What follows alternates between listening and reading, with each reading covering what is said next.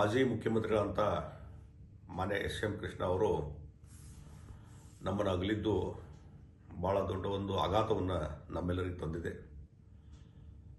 ಅವನು ಭಾಳ ಹತ್ತಿರದಿಂದ ನಾನು ನೋಡಿದ್ದೇನೆ.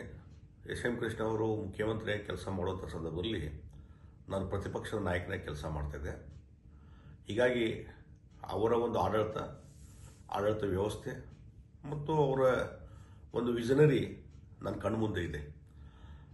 ಸಾಕಷ್ಟು ವಿಚಾರಗಳಲ್ಲಿ ಅವ್ರ ಸರ್ಕಾರವನ್ನು ಟೀಕೆ ಮಾಡ್ತಾಯಿದ್ರು ಸಹಿತ ಎಲ್ಲ ಹಂತದಲ್ಲಿ ಭಾಳ ತಾಳ್ಮೆಯಿಂದ ಇವತ್ತೇನು ನಾವು ನೋಡ್ತಾ ಇದ್ದವಲ್ಲ, ಇವತ್ತು ಪಾರ್ಲಿಮೆಂಟ್ ಇರ್ಬೋದು, ಅಸೆಂಬ್ಲಿ ಇರ್ಬೋದು, ಭಾಳ ಗೊಂದಲದಲ್ಲಿ ನಡೀತಾ ಇದ್ದಾವೆ. ಸರಿಯಾಗಿ ಡಿಬೇಟುಗಳು ಆಗ್ತಾಯಿಲ್ಲ, ಚರ್ಚೆಗಳು ಅವಕಾಶ ಇಲ್ಲ. ಆದರೆ ಆ ಸಂದರ್ಭದಲ್ಲಿ ಅವರು ಮುಖ್ಯಮಂತ್ರಿ ಇದ್ದಂಥ ಸಂದರ್ಭದಲ್ಲಿ ನಾನು ಪ್ರತಿಪಕ್ಷ ನಾಯಕನಿದ್ದಾಗ ಸಾಕಷ್ಟು ಹೋರಾಟ ನಾವೆಲ್ಲ ಮಾಡಿದಾಗೂ ಸಹಿತ ಯಾವುದೇ ವಿಚಾರಗಳನ್ನು ಡಿಬೇಟ್ ಮಾಡಲಿಕ್ಕೆ ಅವಕಾಶ ಕೊಡ್ತಿದ್ರು.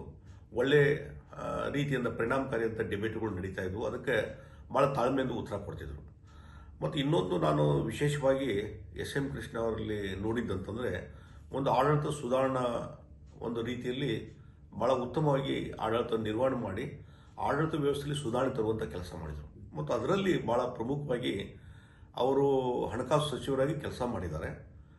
ಅದರಲ್ಲಿ ಆ ಬಜೆಟ್ ಯಾವ ರೀತಿ ಇರಬೇಕು ಮತ್ತು ನಮ್ಮ ಆರ್ಥಿಕ ಶಿಸ್ತನ್ನು ಯಾವ ರೀತಿ ಕಾಪಾಡಿಕೊಂಡು ಹೋಗಬೇಕು ಅನ್ನುವಂಥ ರೀತಿಯಲ್ಲಿ ಚಿಂತನೆ ಮತ್ತು ಅದನ್ನು ಬೇರೆ ಬೇರೆ ಕಾನೂನುಗಳ ಮುಖಾಂತರ ಅದನ್ನ ಇಂಪ್ಲಿಮೆಂಟ್ ಮಾಡಿದ್ದು.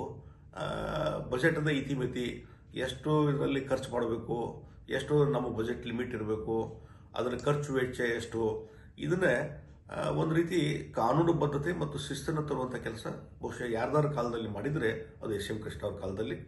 ಮತ್ತು ಅಷ್ಟೇ ಅಲ್ಲ, ಅದೇ ಪರಂಪರೆಯನ್ನು ಎಸ್.ಎಂ. ಕೃಷ್ಣ ಅವರು ಈ ಒಂದು ಆರ್ಥಿಕ ಶಿಸ್ತನ್ನು ಏನು ತೊಗೊಂಬುದಿರಲ್ಲ, ಅದನ್ನು ಇವತ್ತಿನ ಎಲ್ಲ ಸರ್ಕಾರಗಳು ಅದನ್ನು ಫಾಲೋ ಮಾಡ್ತಾ ಇದ್ದಾರೆ. ಇದು ಭಾಳ ಒಂದು ವೈಶಿಷ್ಟ್ಯಪೂರ್ಣವಾದಂಥ. ಹೀಗಾಗಿ ಒಬ್ಬ ವಿಷನರಿ ಇರುವಂಥ ವ್ಯಕ್ತಿ ಬೆಂಗಳೂರಿನ ಅಭಿವೃದ್ಧಿ ಬಗ್ಗೆ ಭಾಳಷ್ಟು ಕಾಳಜಿ ಹೊಂದಿ ಸಾಕಷ್ಟು ಅದರಲ್ಲಿ ಅಭಿವೃದ್ಧಿ ಪರವಾದಂಥ ಕೆಲಸ ಕಾರ್ಯಗಳನ್ನು ಮಾಡಿದರು. ಇಡೀ ಕರ್ನಾಟಕದ ಒಂದು ಅಭಿವೃದ್ಧಿಗೆ ಒತ್ತು ಕೊಡುವಂಥ ಕೆಲಸವನ್ನು ಮಾಡಿದರು.